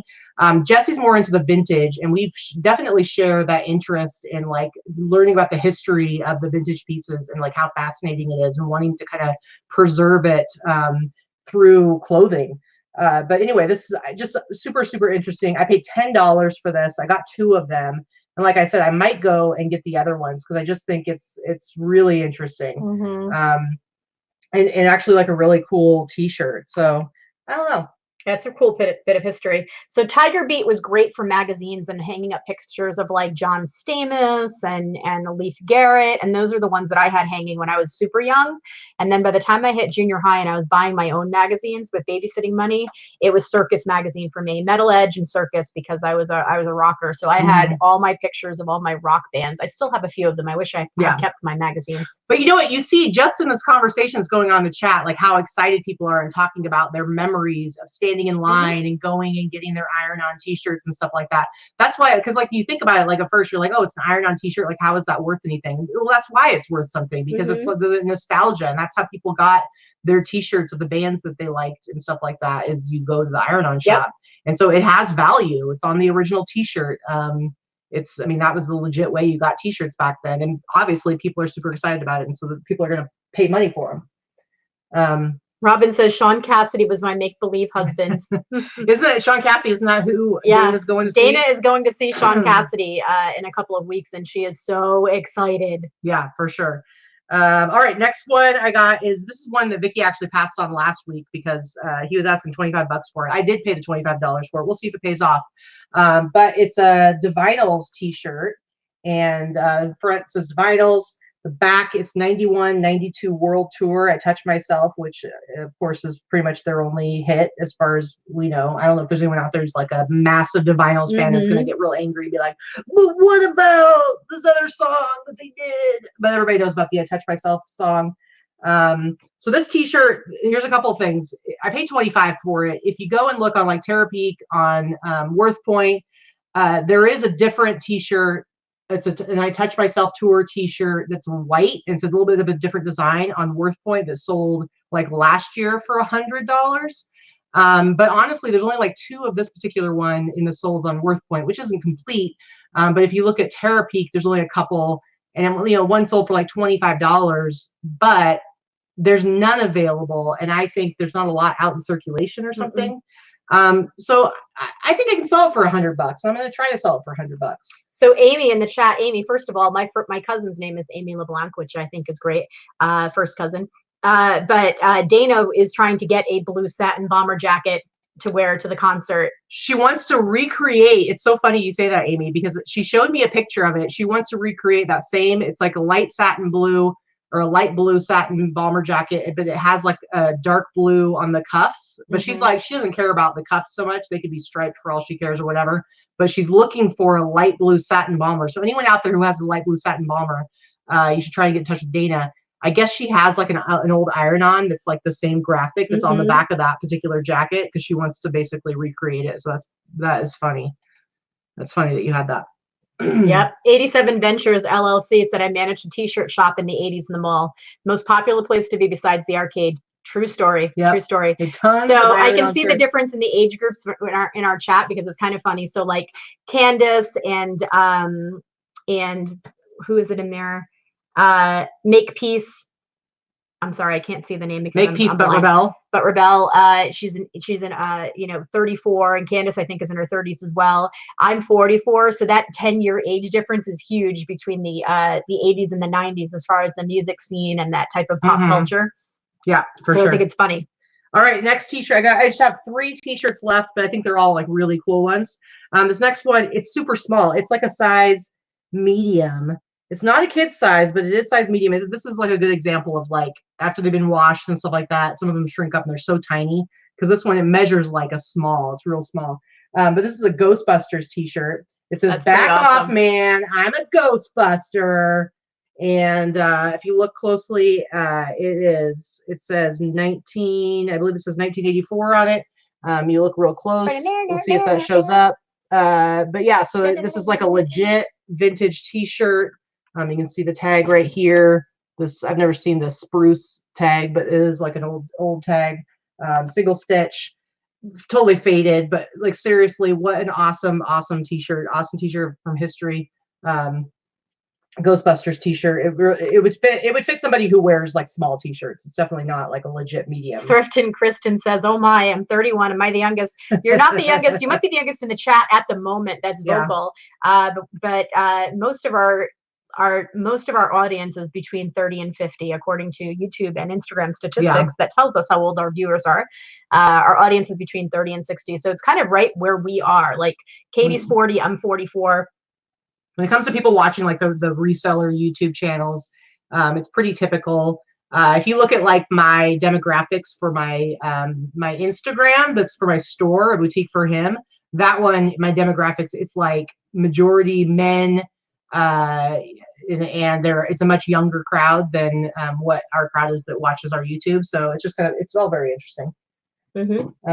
Okay, so this t-shirt is actually one of my favorite ones I picked up, and I'm sure your last one, by the way. No, I have 2. Okay.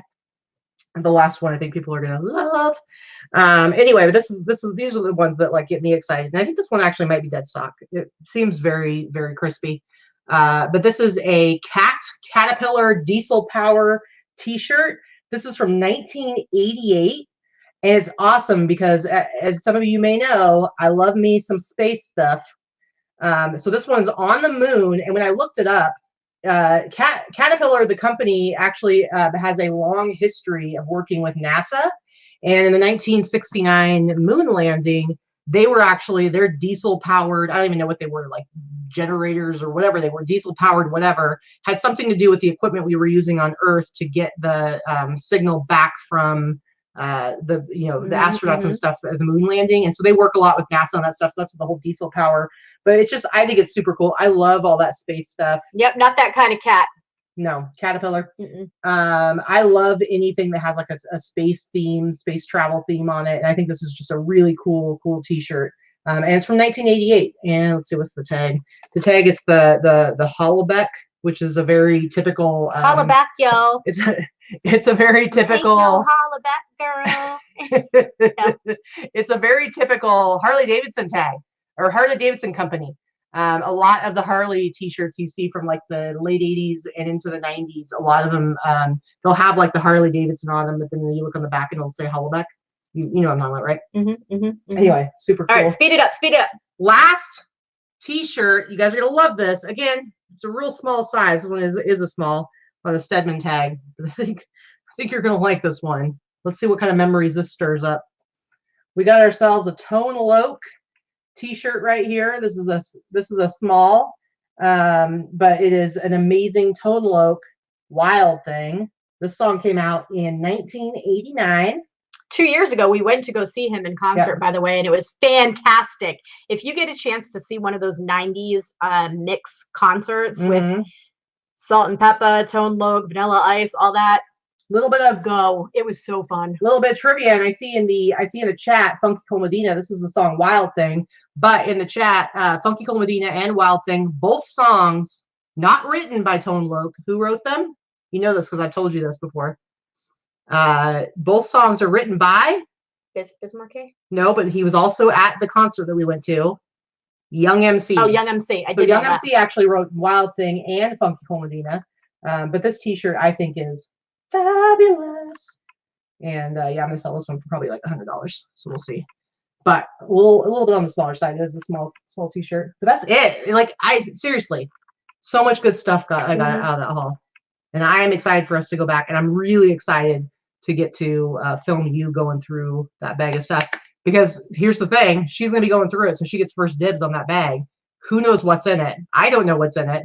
There's going to be good stuff, because I know it's stuff that they were taking, because even though it was stained, it was really good, so they were thinking it was worth taking, and they were going to wash it at some point, and it just, they weren't able to. So if it's stained, but they were taking it anyway. They were taking in too much that they like kept they just don't have time to be like washing, and then didn't have time to go through it. I'll wash it. We'll make a little shirt soup.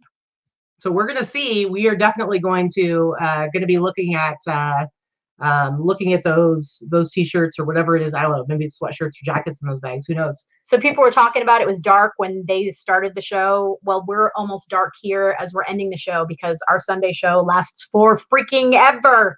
Yeah, the people like that it lasts forever. Okay, it's true. It's true. Again, have some self-respect for our show, man. We got 200 people watching live right now. I think we were a little over 200 at one point. But yeah, we both had a good week picking up some good stuff. Hope you enjoyed our hauls for the week. First of all, we've got Thanksgiving coming up. So we will be here on Wednesday with our show. But in case you miss our Wednesday show, I want to wish everybody a happy Thanksgiving. Enjoy your time with your family, with your friends. We're certainly, I know somebody's stupid, corny, off the cuff, but we are certainly thankful for you guys. Thank you for taking the time out of your lives and sharing your lives and your time with us. Yeah. And guys, in case you can't tell, because it's not like we have like the best video going on right now, she's a little teary-eyed right now. I'm not saying that to make fun of you. She does. But she makes fun of me. But I'm not actually saying that to make fun of you. I'm saying that I wanted you guys to know that she's not just saying that as like something to say on the show. She's like making herself get choked up over here. Her eyes are getting a little. Shut up. But I want to point out, because they may not notice, like, you are legit, like you're serious. You're really serious. We are thankful for you guys. Yeah, you guys mean a lot to us. It's true. She's like, all right already. Come on. Get over it. Get up. You big wheat. Now she's talking about it, so she's really making me cry. Jeez. I'm sorry. Anyway, we love you guys. We do really, really appreciate you. We are absolutely thankful that we have you in our lives, because you do enrich it a lot. And we have a lot of fun hanging out with you. And you've been through the good times and the bad times with us. And I'm sure you'll be here for a lot longer, I hope. If now you are, like run away screaming from us. But we love you. And apparently Elizabeth is crying. Sorry, Elizabeth. I'm a softie. I'm sorry. I cry at everything. And if Elizabeth sounds like you're like me, if you see somebody cry, you cry. Yeah, that's me every time. Anyway, we love you guys a lot, and we will see you. We will do a Wednesday show, and be on the lookout for a sourcing video this week, because I'm going to make sure that I get that posted, because I definitely want to get that going into those mystery bags and see what kind of cool stuff we can find at yesterday's fits. Absolutely. Yeah. Anyway, love you. Bye, guys. See you later. Bye. Bye.